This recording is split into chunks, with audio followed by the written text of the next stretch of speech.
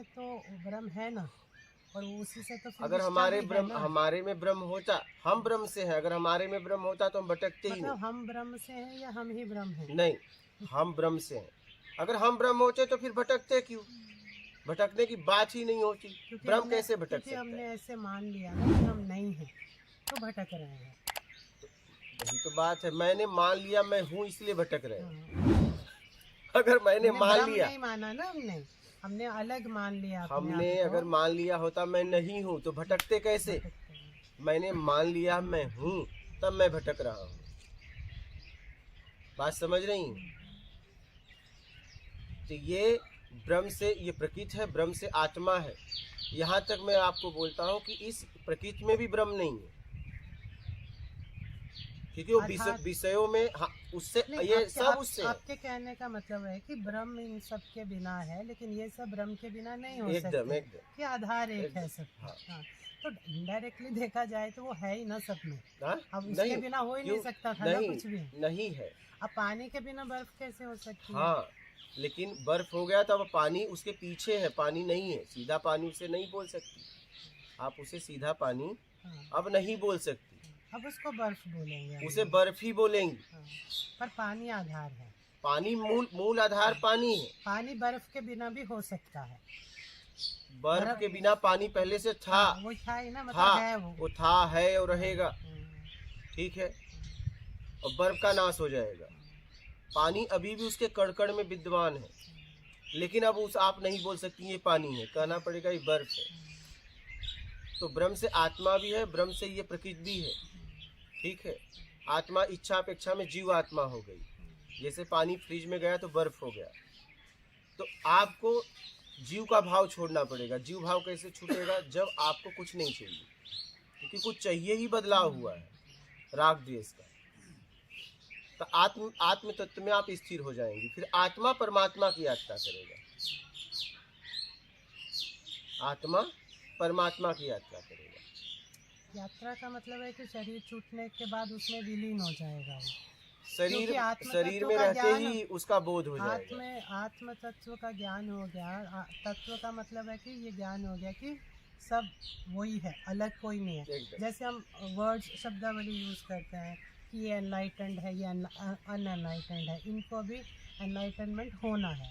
लेकिन जिसको बोध होता है उसको पता है कि सब वही सब है। एक जैसे हैं, वही हाँ, नहीं है, वही नहीं है।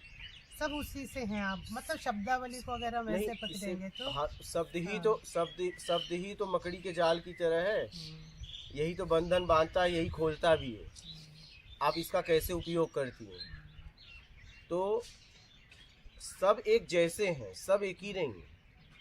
सब एक से हैं और सब एक जैसे हैं। उस एक तक पहुंचने के लिए इन सबको छोड़ना पड़ेगा। क्या? इन सबको छोड़ेंगी तभी आपको आत्म का बोध होगा, अपने स्वयं के होने का बोध। अभी तो आपने बाहर से अपने अस्तित्व को कुछ और बना दिया है। ये आप ही ने बनाया है। क्या? ये आप ही ने बनाया है। छोड़ने का मतलब उनको ऐसे तो छोड़ना नहीं है ना, बोध हो जाना ही छोड़ना समझ है ना। नहीं, सब वो समझ आ जाना बोध कि हो सब जाएगा एक तब तो से छूट जाएगा, बात ही वही, खत्म हो हाँ, जाएगी। वही है ना, मतलब एक्चुअली तो फाइनली तो वही होना है ना। बोध तो वही है ना कि सब ये समझ आ गई आपके भीतर से कि यहाँ पे कुछ भी अनलाइटेंड नहीं है, सब एनलाइटेंड से ही है, और वही है, उसी में से प्रकट होते हैं, उसी में लीन हो जाता है। हो जाए लेकिन तो अपने अपने संस्कारों के कारण सब लोग जो है इस तरह का व्यवहार कर रहे हैं अलग अलग तरीके से। तो वो समझ में आ गया तो फिर आप गृहस्थी में रहो, बाहर रहो, तो आप निर्लिप्त रहोगे ना। फिर आप ज़रूरत के हिसाब से जियोगे, ज़रूरत के हिसाब से सबके साथ व्यवहार करोगे।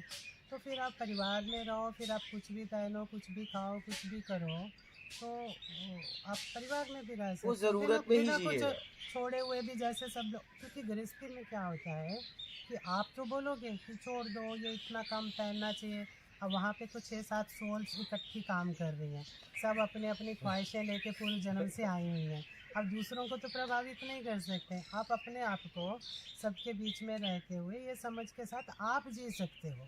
लेकिन आप सबको बोलोगे कि ये कोठी छोड़ दो, ये बंगला छोड़ दो, ये गाड़ी छोड़ दो, नहीं, आपके मन से छूट गया, लेकिन आप उनके साथ में ही रहते हुए आप एक अपना अच्छा जीवन जी सकते हैं वहाँ पे।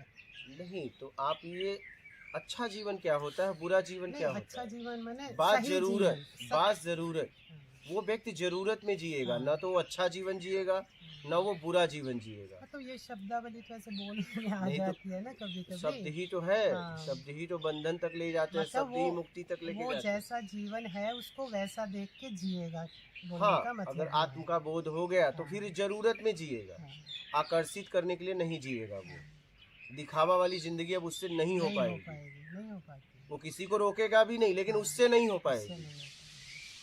वो किसी को रोकेगा भी नहीं, लेकिन उससे नहीं हो पाएगी। समझ रही है?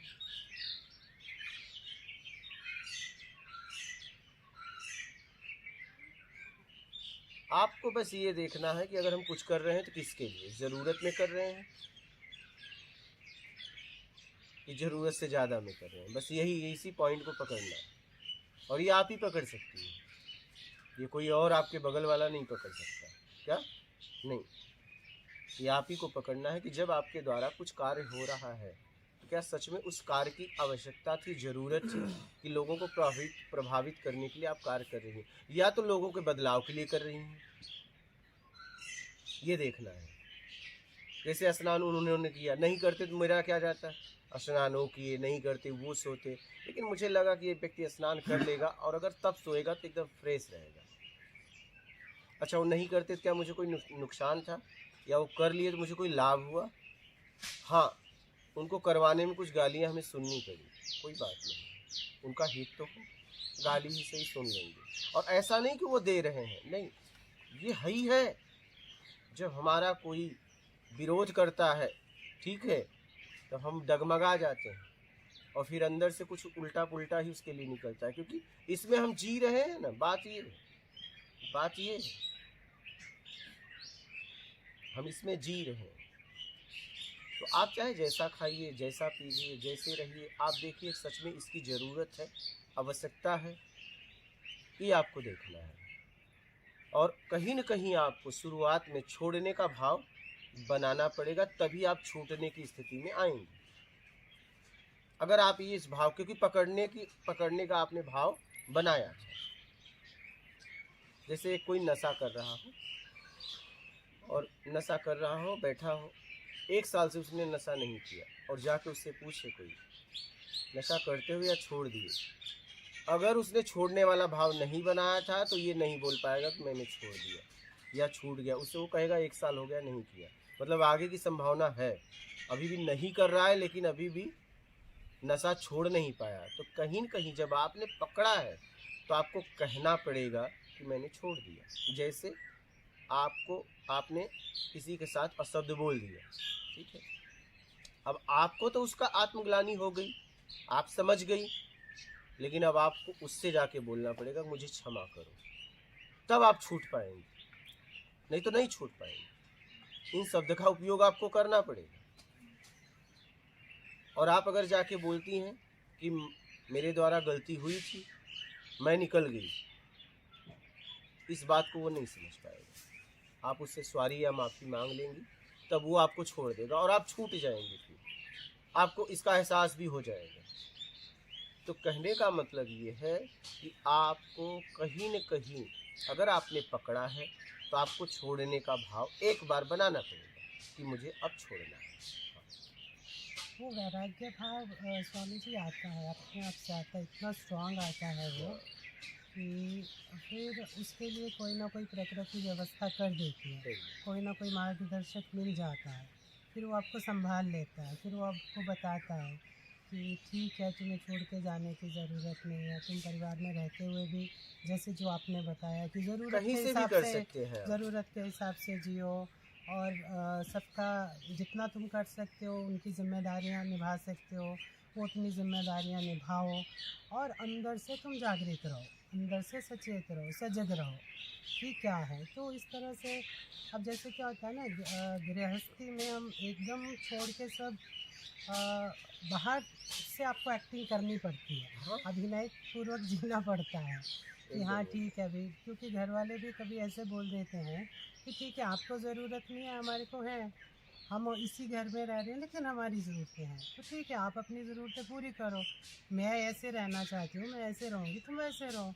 जो आपकी ज़रूरतें पूरी, उनको तो नहीं हम मना कर सकते ना। तो वो जैसे रहना चाहते हैं वो लोग अपने हिसाब से रहते हैं। और वो जितना महंगा पहनना चाहते हैं महंगा पहनो, सस्ता तो पहनना उनका चाहते हैं जीवन सस्ता है। है। जो घर में महंगी लाना चाहते हैं तो लाओ, लेकिन हमें पता है कि हमें किस हिसाब से जीना है, तो हम उस तरह से जीना परिवार में शुरू कर सकते हैं। ऐसे जी सकते हैं, हम लोग जीते भी हैं ऐसे। ज़रूरत में आप जी रही हैं तो आप अपने आप में हैं, ज़रूरत से ज़्यादा में जी रही हैं तो आप किसी और में हैं बस। क्योंकि जब वो स्थिति मिलती है ना, तो ज़रूरत से ज़्यादा वाला अपने आप ख़त्म हो जाता है। ख़त्म करना नहीं पड़ता हम लोगों को। हमको ये नहीं सोचना पड़ता कि अब मुझे ज़रूरत में जीना है। वो ऑटोमेटिकली व्यवहार में वो चीज़ें आ जाती हैं, व्यर्थता का बोध हो जाता है। और ऐसे भी लगता है कि सब कुछ व्यर्थ नहीं है सब ठीक है, पर हमें जितनी उपयोगिता है हम उसका उतना उपयोग करें। व्यर्थ समझना ही व्यर्थ है। यहाँ कुछ व्यर्थ नहीं है, नहीं सब है, उपयोगी है। वही तो आपके नहीं है हाँ, लेकिन किसी के है। बस क्या? हाँ, हमें जितना उपयोग करना है हम उतना उपयोग कर लें बस। हमने भोजन किया, विष्ठा हुआ, लेकिन अब मेरा भोजन नहीं रहा, लेकिन किसी का वो भोजन है। बिल्कुल। क्या? ये हमने देखा, स्वामी जी गांव में रहते थे ना हम लोग, पहले तो शौचालय नहीं होते नहीं थे। होता था। अब खेत में जाते ही अब थोड़ी देर में देखो तो हजारों कीड़े मकोड़े खा उसको जाते खाते हैं, हैं। वही तो मैं कह हम रहा हूँ। थूकते हैं, हम हाँ, सोचते हैं एकदम। ये व्यर्थ है, नहीं, हमारा थूक है। हाँ, कितने जीवाणु कीटाणुओं का भोजन होता है वो तो सोचते हैं कि कोई थूके तो मैं खाऊं इसको। हाँ, एकदम उसके लिए फर्क नहीं है कि ये थूक है और नहीं भोजन नहीं, है, उनका वो वो भोजन हमारे है, लिए है। उनका वो भोजन है। हाँ, वही तो है कि व्यर्थ यहाँ कुछ है कुछ भी नहीं, नहीं। व्यर्थ समझना ही व्यर्थ है। सब उपयोगी है। अब देखना ये है कि आप अपनी ज़रूरत या किसी की ज़रूरत में उपयोग कर रही हैं कि अहम बढ़ाने के लिए कर रही हैं, ये आपको देखना है। अहम बढ़ाने के लिए कर रही हैं तो गिर जाएंगी, और ज़रूरत में कर रही हैं तो उड़ जाएंगी। बस इतनी सी बात है, साफ सुथरी। किस भाव से कर रही है, लेकिन पहले कुछ फिर भाव। हाँ, भाव के लिए आधार से। क्या? बिना आधार का भाव पैदा ही नहीं होगा। बात समझ पा रही हैं? बिना आधार का, बिना बेस का भाव पैदा ही नहीं होगा। भाव प्रकट करने के लिए आपके पास कुछ होना चाहिए, और भाव 2 बार बनता है, 1 बार नहीं, 2 बार। और देश काल स्थिति परिस्थिति में भाव बदलते रहते हैं। जैसा सामने वाले का कर्म होता है, आपके साथ बर्ताव होता है। देखिए आपकी ज़िंदगी में आप ही की सिस्टर, इनके प्रति कितनी बार भाव बदला है बताओ। कभी आपके लिए बहुत अच्छी रही, बाद में कभी बहुत बुरी रह गई। जैसे उस व्यक्ति के लिए हमारा अभी 2 भाव हुआ, ठीक है।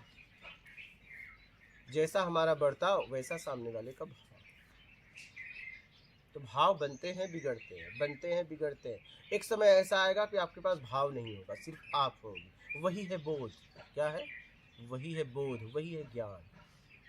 भाव भी छूट जाएगा, क्योंकि सब छूटेगा तो भाव भी कहाँ रहेगा। क्योंकि कुछ है तभी भाव है, वो भी छूट जाएगा। और तभी आपको आत्म का बोध होगा, आत्म का ज्ञान होगा, अपने स्वयं होने का बोध होगा, ज्ञान होगा। वह भाव नहीं रहेगा। क्या? नहीं, वह भाव नहीं रहेगा। जब तक भाव है तब तक बोध नहीं होगा, ज्ञान नहीं होगा। हाँ, उसके बाद भी जो उपलब्धि हो जाएगी तब उसके बाद वो भाव बनाएगा। क्या? हाँ, ऐसा नहीं कि भाव हमेशा के लिए चला जाता है, नहीं। जब वो फिर इस शरीर के द्वारा कुछ कर्म करेगा फिर भाव आ जाएगा। लेकिन एक समय ऐसा आएगा जीवन में कि आपका भाव भी हट जाएगा। तभी आपको बोध होगा, तभी आपको ज्ञान होगा, तभी आपकी उपलब्धि होगी।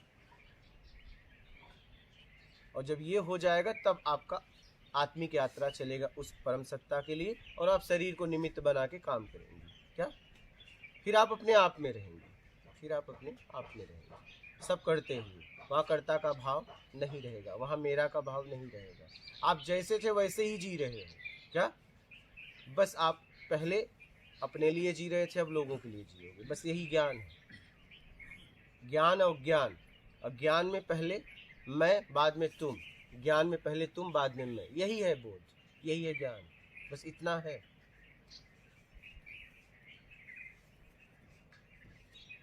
यही है आत्म का ज्ञान। अज्ञान में पहले मैं, बाद में तुम। ज्ञान में पहले तुम, बाद में मैं। बस इतना सा है।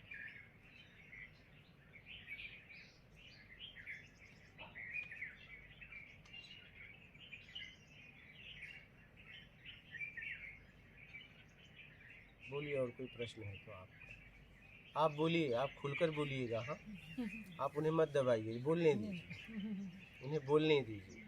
हाँ, बोलने दीजिए। हम तो कहते हैं आप बोलो, कि बोलेंगी तभी निकलेगा। आप खुलकर बोलो, खुलकर अपनी बात रखो। हाँ, ये वो बात आपकी होनी चाहिए, किसी और की नहीं। ज़्यादातर हम किसी और को लेकर ढो रहे हैं दुनिया में। किसी और की बात करेंगे तो स्वयं हम माया में ही है फिर हम भटक ही रहे हैं। ज़्यादातर हमने यही देखा कि हम दो के बीच में तीसरे को ही लाते हैं। क्योंकि फिर तो अभी तक हमें समझ में नहीं आया ना, इसलिए हम दूसरे की बात कर रहे हैं। और कई बार जो है दूसरे की बात इसलिए भी करते हैं कि भाई आपके मन में ऐसा आ रहा है कि इसका कल्याण होना चाहिए, लेकिन वो समझ नहीं पा रहा है, तो उसको फिर आप रेफरेंस देते हैं, देखो फलाने ने भी ऐसा कहा, फलाने ने भी ऐसा कहा, जबकि अंदर से मालूम होता है कि जब इसका राइट टाइम आएगा तभी इसको समझ में आएगा।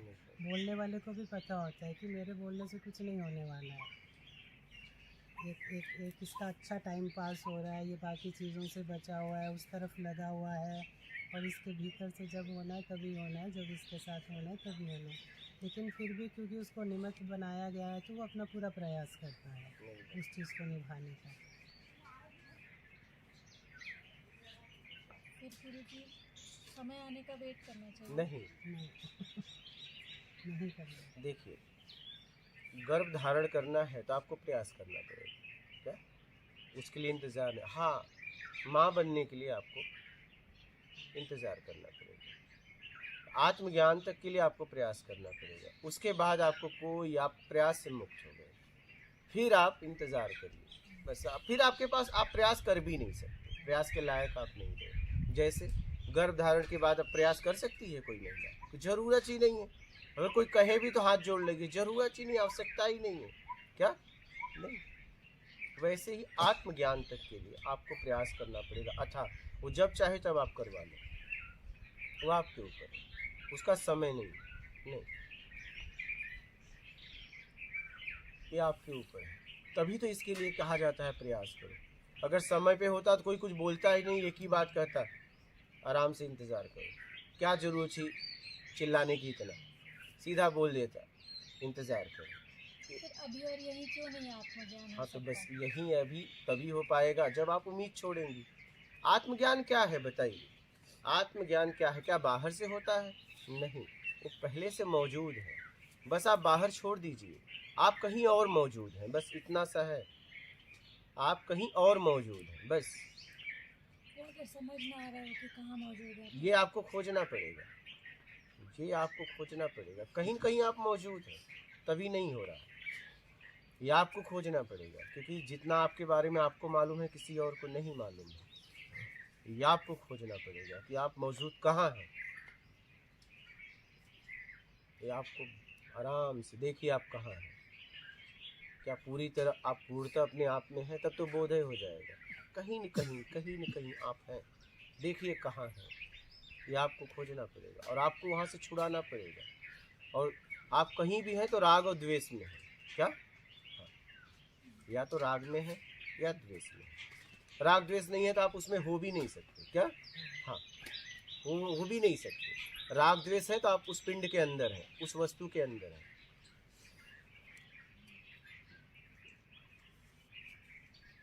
राग कब होता है? जब योग्यता से ज़्यादा मिलता है। द्वेष कब होता है? जब योग्यता से ज़्यादा चाहिए, सामने वाला देता नहीं। बस कहीं न कहीं आप हैं। एक और तो बताया गुरु जी, ऐसा लगता है कि नहीं है, फिर हम कैसे ढूंढे कि देखिए, कहाँ है? ढूंढिए, आप ही ढूंढिए, आप ही ढूंढ सकती हैं। ये आपकी खोज है, कोई किसी को करवा नहीं सकता। बस आपको वो भी ये आत्मज्ञान करवाने के लिए नहीं बात हो रही है, बस छूट जाओ, छुड़ा लो, इसके लिए बात हो रही है। कोई किसी को आत्मज्ञान नहीं करवा सकता क्योंकि वो पहले से मौजूद है, उम्मीद से आप छूट जाएं, उसके लिए बात हो रही है। बस उम्मीद बनने में अनेक लोगों ने हमारी मदद की है। हम ऐसे थोड़ी ना चले गए बाहर, अनेक लोगों ने ताकत लगाई है। वैसे ही उम्मीद से मुक्त होने के लिए अनेक लोग हमारी मदद करेंगे। आप मुक्त होना चाहती हैं, अनेक लोग मदद करेंगे। तो प्रकृति कल्प वृक्ष की तरह है, आपको जो चाहिए आपको देती है जब आप काम करने लगते हैं। मैंने यही समझा है, ये कल्प वृक्ष है।